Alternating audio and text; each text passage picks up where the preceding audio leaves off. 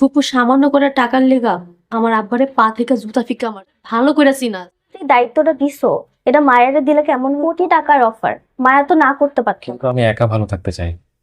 আমি আমার পরিবারের সবাইকে নিয়ে ভালো থাকতে চাই। একদিকে রুমান মায়াকে বিয়ে করার জন্য পাগল হয়ে গেল, অন্যদিকে তার বড় ভাই জামাল মায়াকে কিন্তু তালাক দিল।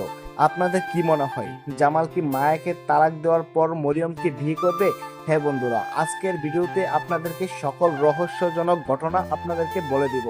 আসসালামু আলাইকুম বন্ধুরা, সবাই কেমন আছেন? আপনাদের জনপ্রিয় নাটক বচ্চনূতের 22 নম্বর পর্বটি আপনারা ইতিমধ্যে সবাই দেখে ফেলেছেন। 23 নম্বর পর্বটি আপনারা সবার আগে কিভাবে দেখতে পাবেন এবং 23 নম্বর পর্বটি কবে ইউটিউবে আপলোড করা হবে তাই নিয়ে আজকের ভিডিওটা মিস না করে আমাদের সাথেই থাকবেন।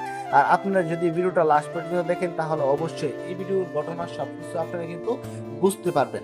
আপনারা কোন জায়গা থেকে আমাদের ভিডিওটি দেখছেন তা অবশ্যই কমেন্ট করে জানাবেন।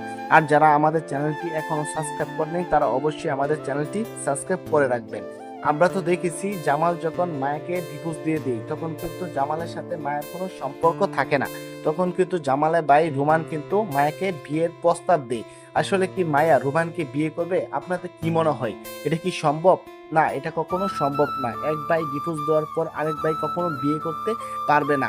অন্যদিকে মরিয়ম খুশির ছেলে কিন্তু জামালের সাথে অনেকটাই মিলামিশা করতে চায়, কিন্তু জামাল এগুলা ভালো মনে নেই না। আমরা তো দেখেছি জামালের দোকানে যখন তার মামা কাজের জন্য যায় তখন কিন্তু জামালের ভাই কিন্তু তার মামাকে অনেক অপমান করে দোকান থেকে বের করে দেয়। অন্যদিকে আমরা দেখেছি মায়া কিন্তু একটা বাড়িতে কাজের মেয়ে হিসেবে এখন কাজ করতেছে। আর মায়া যখন কাজ করে তখন কিন্তু বাড়ি থেকে ফোন আসে তার মামা কিন্তু অনেক অসুস্থ। একদিকে মামা হাসপাতালে, অন্যদিকে মায়া একলা। মায়া কি পারবে সকল বিপদ থেকে নিজেকে রক্ষা করতে? আজকের ভিডিওটি এই পর্যন্তই। আমরা 23 নম্বর পর্বটি খুব শীঘ্রই দেখতে পাবো 2 থেকে 3 দিনের ভিতরে। আমাদের ভিডিওটি যদি ভালো লাগে তাহলে অবশ্যই আমাদের চ্যানেলটি সাবস্ক্রাইব করে পাশে থাকা বেল আইকনটি বাজিয়ে দিবেন।